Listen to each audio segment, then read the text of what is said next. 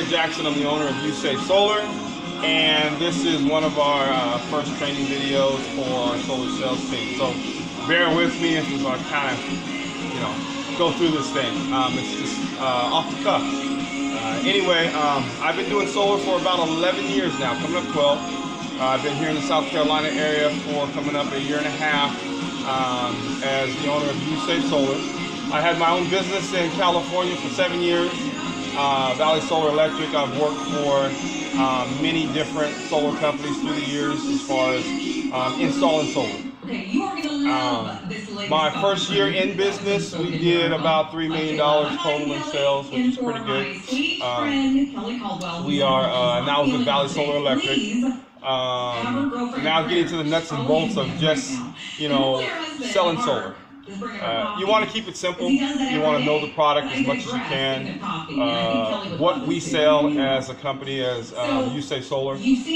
Right now, we are currently pushing a lot of Solar Edge product, Solar World panels, and now we have just moved into the Jinko panels, which are locally here on this coast. I can go right down to the local store here in town and purchase panels. The current business model was everything was being shipped from the West Coast, so now solar is getting pretty popular out here on this coastline, and we're starting to get product out here now. So that's just where we are as far as product. As far as selling solar, you want to, like I said, know the product from top to bottom. A lot of the customers are going to ask questions when it comes to what type of product. You want to know what type of solar panels, what type of inverters, and what type of monitoring system, and what capabilities the monitoring system have. Can I go online and download an app to my phone? With the monitoring systems that we sell, Solar Edge product, you can do that. A lot of the monitoring systems do have that capability. As far as the difference between what types of deals you can sell, right now I'm really pushing, cash deals, but we do offer financing right now. So, it's a credit app that they have to fill out. That credit score we want to try and have at least around the 640 and up. We can get them financed. The way, as far as what size system needs to be sold to a customer, it's pretty much always based on kilowatt hours. So the way that process works is you go to a client's house, you get the utility bill. Doesn't matter what company they're with, Duke, SCG&E, some type of co-op, it doesn't matter. But you have to get the utility bill. You get that utility bill and you look on there and you look at from year to date. The year to date should have the total kilowatt hours printed somewhere on that bill. If it does not have that, then what you have to do is get the homeowner to call the utility company and ask them for the total kilowatt hours for 1 year of usage. It doesn't matter what size the house it is, it doesn't matter if it's the city or the county or the country, whatever. It's only based on kilowatt usage. You gotta get that. Once you get that information, then we can build a system that will meet that total annual need. So that's how it works as far as getting the system size. A lot of homeowners are going to ask me, well, how much does the system cost? You don't know until you get that information, and then once you get that information, you can come up with the system size, which ultimately gives you the system cost. What we try and do is, as a salesperson, one of the things you really want to make clear to a customer is that the meter on the side of their house right now, without solar, they can never pay that bill off. They can, if they give the house to the kids or a family member, the family member inherits that bill. So when you go solar, you can get a solar system paid off. Depending on the size of the system, the cost of the system, 4 to 6 years, you can have that thing paid off. And if the system is sized correctly through me, and USafe Solar, and eventually you guys will learn how to size systems also, we always size the system to where it's going to produce a little bit more, so that the client is always in the black when it comes to their utility costs, never the red. Unless they do something and they put in a pool and they put in a sauna or a spa or something, then they increase their usage, which the system may not cover that additional usage because it wasn't there when we sized the system. So, but we can always go back and upsell if there's enough room on the roof. So now that that's been said, as far as room on the roof, that's crucial. When you guys go out, you will go to a customer, and in the beginning stages, you won't know how to do a site eval. So when you first go out, you're going to be collecting information, the power bill, email information, cell phone information. You're going to get all that information, and then you're going to set the right expectation to a client as far as next step. Next step, we're going to set up a site eval, and our solar tech, that's who it would be, solar tech. Right now, I do most of them. Moving forward, I am training guys. I got a couple guys now that can go do it, but I'm more comfortable with me going out and doing it, just so that I can help you guys set the right expectations. A lot of my guys are just solar guys, so they don't too much know about the sales side of it. So I go out and do the site eval. So you get a client, you get that information, you call Fred, say, hey Fred, you call April, who handles the admin at the office, and she will set up a site eval. I will go out and I will measure the roof. Okay, I'm measuring the roof to see how many panels we can get up there. You guys have the utility bill information, and you're figuring out how big of a system we need. Okay, then we bring that information together. I say I can get 40 panels up there. You say, Fred, I only need 27. That's how it works. So then I figure out the layout configuration, and then we send it over to the engineer. Well, let me back up a little bit. You guys go back and you present the contract. April will generate the contract, so send it to you, and then you will go out and present that contract and try and close that deal. And then once you get that first down payment check, then that's when we send that information to the engineer, because now we know we have a locked-in live customer, and it goes to the engineer, and then he starts drawing the job. Okay. My contracts are simple. They're very simple. We don't fill it with a lot of big words. It's very, very simple, so a customer knows from start to finish and can get a good understanding when you present it. And then it has all the steps as far as progress payments. We all do all progress payments. Most of the structures, unless it's something different or unusual, is that the original down payment is $1,000, and then that $1,000 is broke up into 2 different areas. It's going to cover the permit cost, and it's going to cover the engineering, that $1,000. So at any given time, the company is not really on the hook. If a customer wants to back out, that's pretty much on them. That money has already been spent out to the engineering. The permit has been full. Once a person gets a permit, they don't really pull out. Never really had to happen. So once you got that down payment and that money's been dispersed to the building department and then the engineer, the next step on the contract as far as progress payments is that once we get the permit and the engineering back, then you as a salesperson will go back and get a sign-off on the plans. And I'll teach you guys how that works as far as where the conduit is going to be located, how the layout of the panels is going to look, and if there's any changes right there, that you note the drawing and you bring that drawing back, and we can make changes in pencil easier than we can make it when the customer didn't really see. They're at work, we come put the system in, they come home and be like, I didn't want that right there. You know, there's some flexibility there that we can make changes early on in the relationship versus having to do stuff on the back end, because once we mount a system to the roof, we have literally punched holes in the roof. So to go back and have to pull something up and remove something is not cool. So yeah, you go back and you present those plans, and walk the customer, say, okay, this is the driveway, this is the front of the house, it shows right here, panels are going to go here. Is that okay? They say, yeah, you have them initial it. Right on the drawing. So if there's any question along the way, we got your initials. This is what you said you wanted. This is just years of experience from doing it. This covers our ass. So you go back, you present the plans, and you let them know, and you can present the, which we never do, but if a customer wanted the receipt where we have purchased or paid for the permit, that's available. But 9 times out of 10, when you present the plans, that's good enough. And then at that point, there's another check due. Okay, there's progress payments. What progress payments do, I love it, is that it never allows the work to get ahead of the money or the money to get ahead of the work. It keeps it all the way to the end, and we'll get to that last step as far as progress payment. But so at that point, after you have got the plan signed off, there's another payment due. That payment is where your commissions come out. Very important. When you go back to present those plans, is where we're going to pull your commission out of that. So if you present the plans and the next payment is due, it covers your commission, and it also covers the cost of the material. So there could be a $27,000 check, depending on the size of the quantity. The quantity of what material we're buying. If it's 15 panels, 30 panels, whatever, all that's covered in that next check. Because once again, the way I run this company is that if a customer is serious about solar, then they're willing to pay for it. If they're not, then hey, I don't have time. And neither do you guys. We're in this thing to make money.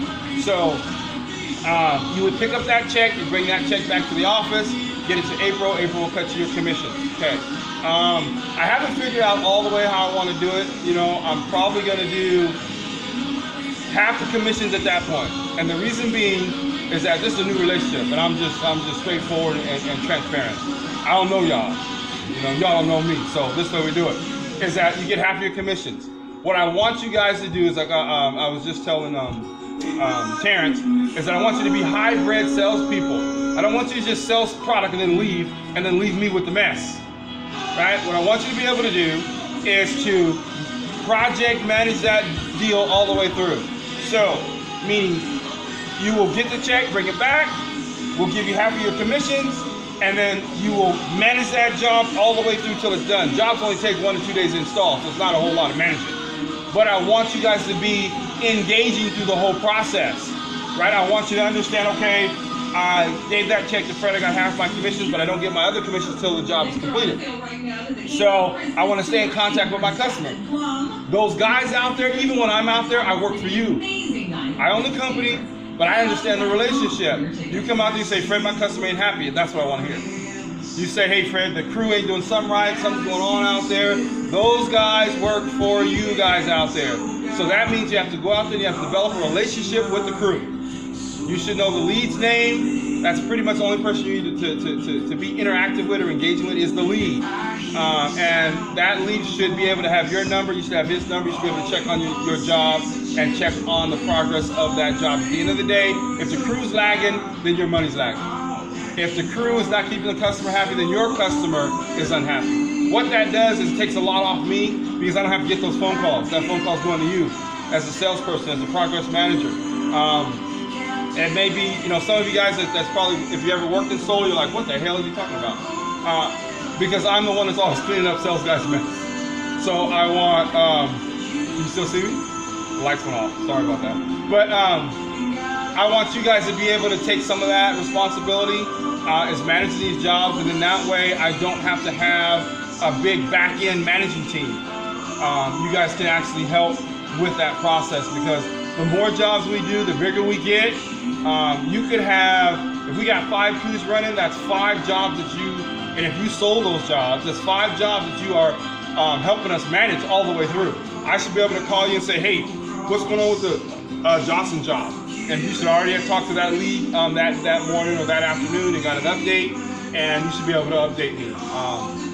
Then that way I'm like this. If we build a nice professional net around the customer, they can never get dropped. If you have a client that I don't know nothing about, or I know, or is just going through the paperwork process to where we don't have a net built around that client, they can get dropped, and then they have a bad experience with USafe Solar. Can't happen. Never want to have to see it. If it does, it has to be justifiable that this customer, and I'm going to be real because I've dealt with them, is an asshole. They're out there. Trust me, believe they're out there. Not all of them, but they are out there.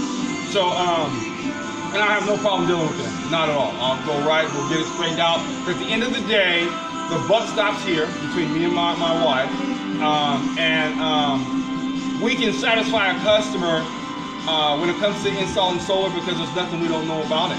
So if we're part of that loop, you guys are being trained like that, customers will be handled very, very well. We will build a net of professionalism around them to where they want to tell somebody else about solar and use USafe. That's pushing that brand. That's getting the name out there with a very positive spin on it. because of how we handle our customers. Yeah, I want you guys to be very interactive when it comes to the whole process. I'm a firm believer in training people to where my job is easier. I'm a firm believer in getting people that's smarter than me on the team, so that once again you have that level of, or that layer of professionalism. Also, you have the knowledge. You guys are new to solar, but solar is not rocket science. It's not rocket science at all. So once you learn that, coupled with your level of professionalism, we should be able to build that next. Okay, so back to the structure of the sale. So you have, you've gotten that second down payment. You are managing the job all the way through.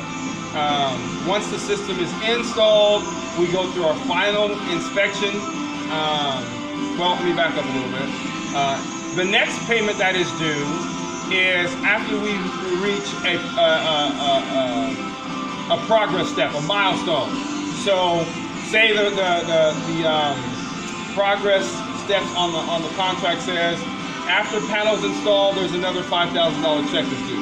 Okay, you guys are responsible to go get that check. So that's why you have to talk to your lead, so that the lead says, hey, we're gonna have rails and glass in here today. That means that following day or that night, you need to call the customer and let them know, hey, your payment is due, I'm gonna come by and pick it up. The guys got all the rails in, all the panels in. They're gonna finish up wiring, and inspection is scheduled tomorrow or the day after. When you can give a customer that type of feedback as a sales guy, that you know where every aspect or every step of that job is, they don't mind giving you the check. Because for number one, they've already signed off on the contract. They've already read through these, progress payments, so they're already familiar. What's gonna shock them is how fast we get to those milestones. They're gonna be like, they're gonna see it when they come home from work. Glasses on the roof. Now they're feeling really good about their investment. They're happy. This job is going just like we said it was gonna go. We know that we can get an average size system in a day, but we let the customers know it's going to take us 3 days. So I'm a firm believer in under promise, over produce. Remember that. Say that 5 times if you have to, if you don't get it. But under promise and over produce. Meaning that if we say 3 days, we do it in a day, what can they say? But damn, that's all they can say. So that's what we want to do. And it lightens our load, and it sets the right expectations just in case something does pop up. Sometimes we have went out to do a job, and me sometimes with my site survey guy may miss something, and the panels don't fit right. Or we got a vent that didn't get marked on the drawing or something. We got to reconfigure the layout. That could take another day. I've just had it happen on a job that I did. But when I went out there, I got rained out. I couldn't get up on the steep part of the roof because it was raining, and I had to take an estimated guess how many panels we could get up there. I said we could get 19 up there. We were able to get 16 up there, so I was 6 panels off. So we had to reconfigure, and you have to go to the homeowner, get them to sign off on the layout because we have changed the layout, and stuff like that. So it takes time. So we under promise, over produce, and just having that mindset, it really helps us be able to handle hiccups, as I call them. So you get that once you hit that next milestone on the progress payments on the contract, you will go back and get that check, and the amount's right there. The homeowner already knows what the amount is. You should be able to call and say, hey, I'm gonna swing by and pick up that check, and you shouldn't even have to go through the dollar amount. It's already right there. Always be familiar with the contract. Know that, okay, that check for the Johnson job is $5,700 and $5,700. No change, right? So when you go there, you don't have to really go into a deep conversation about the amount of check. Just glance at it. It's $5,700. You're good. If not, then right then you have to bring it up to a client. Like according to the contract, this check was supposed to be XXXYZ.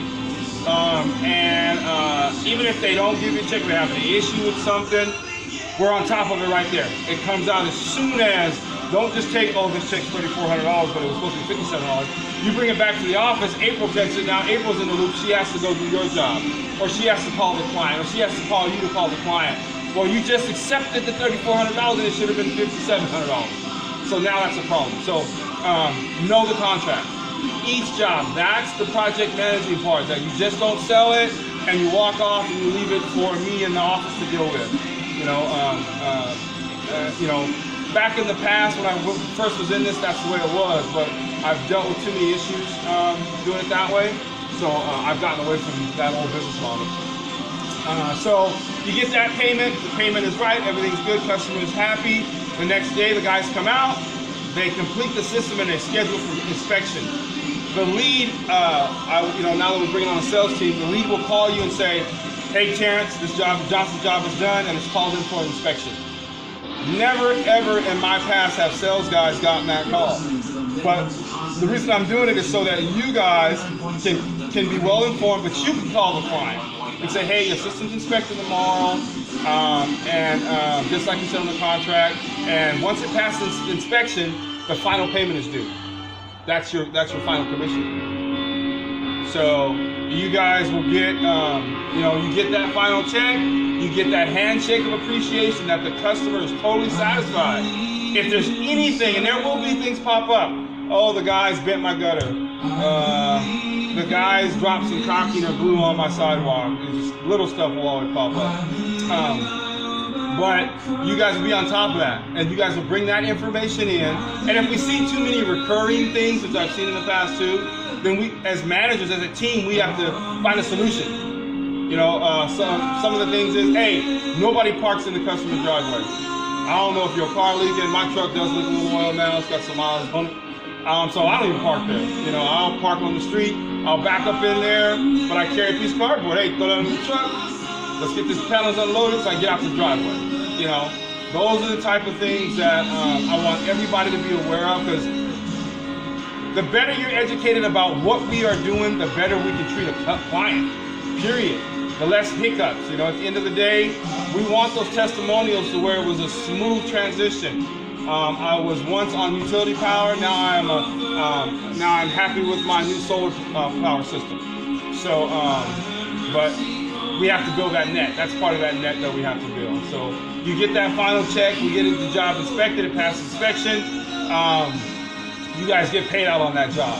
Like I said, this process, talking about it takes a little while, but it can be a one-day install. If it's under 20 panels, that's a one-day install. Some of these guys can get 30 panels in a day, no more than 2 days. So it's a very, very fast turnaround. A nice, quick revenue stream as long as everything goes right. If things don't go right because of how we got it set up, then yeah, your revenue stream will slow down, because if a customer's not satisfied, you're not writing checks, nobody's getting paid. This is commission only. What you guys are our sales team that sells for us, but you guys are your own entity, your own contractor out there when you sell it. You're selling USAVE brand, USAVE product, but at the same time, you're responsible for getting that check and getting it into the office. I cannot express that enough. It's all about, at the end of the day, is getting paid. Satisfying the customer first and getting paid. If you satisfy the customer, they're gonna pay the check. Never had any bad experiences where we didn't get paid.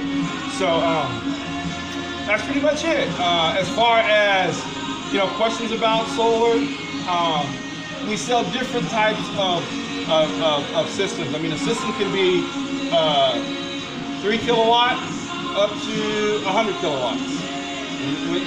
Once you get over 50 kilowatt system, you're gonna go into commercial, which I really would like some of you guys to jump into that venue of selling commercial deal, because an install's an install. You're either putting in 20 panels or 100 panels.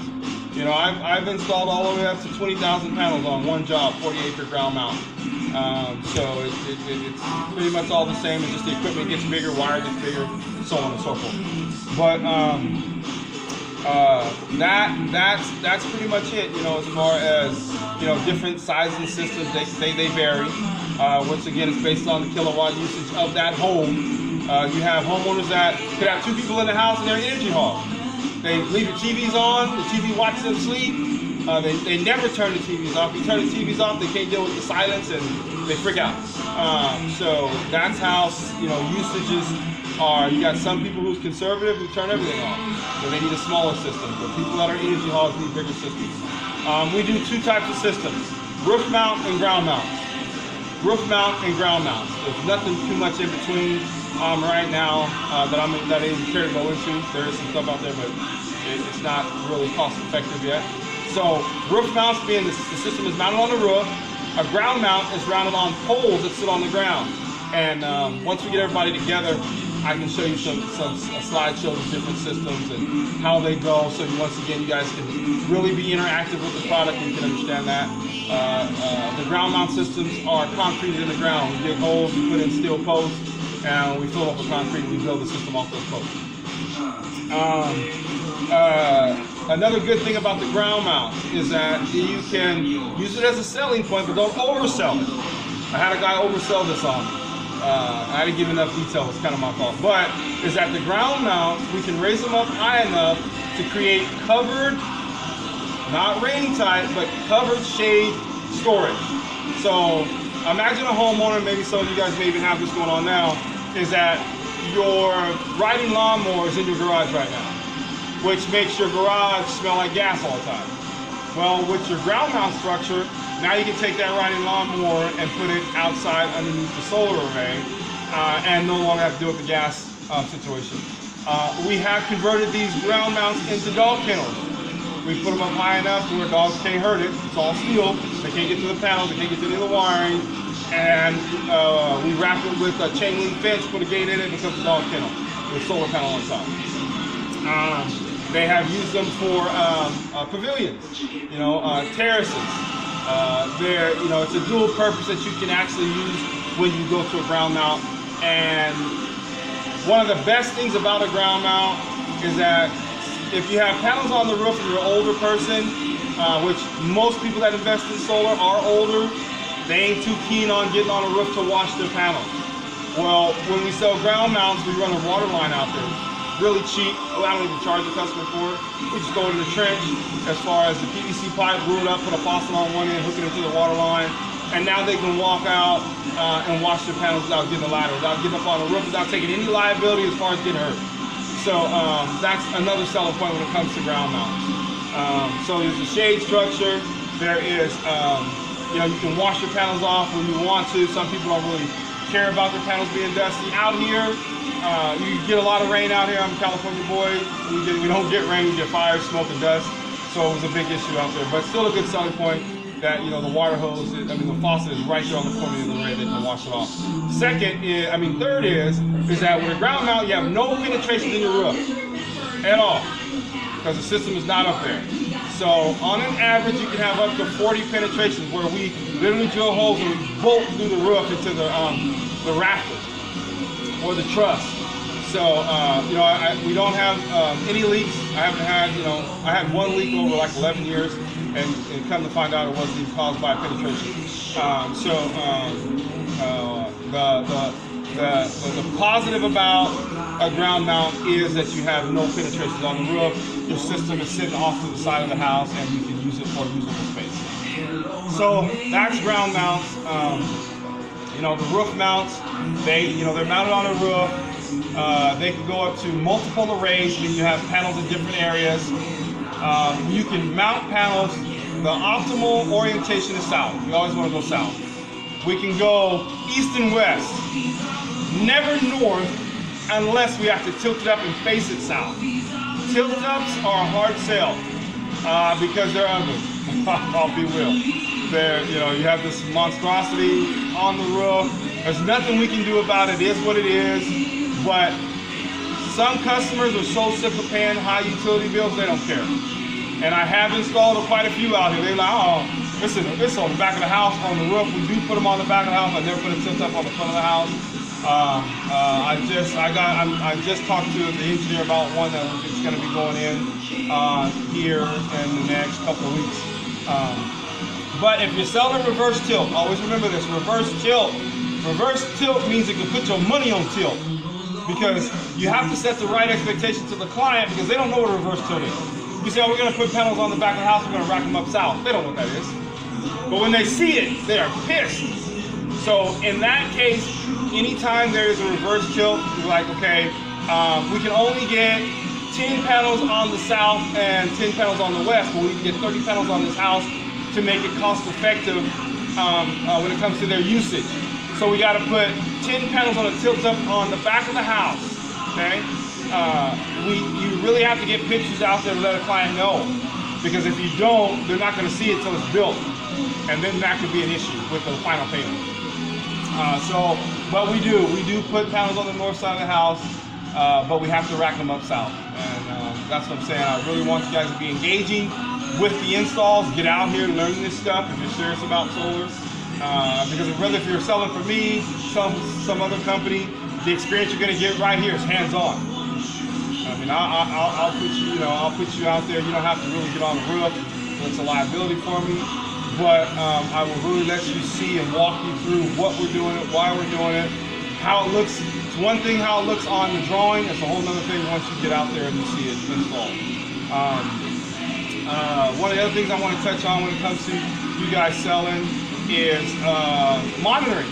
Monitoring is huge in this industry.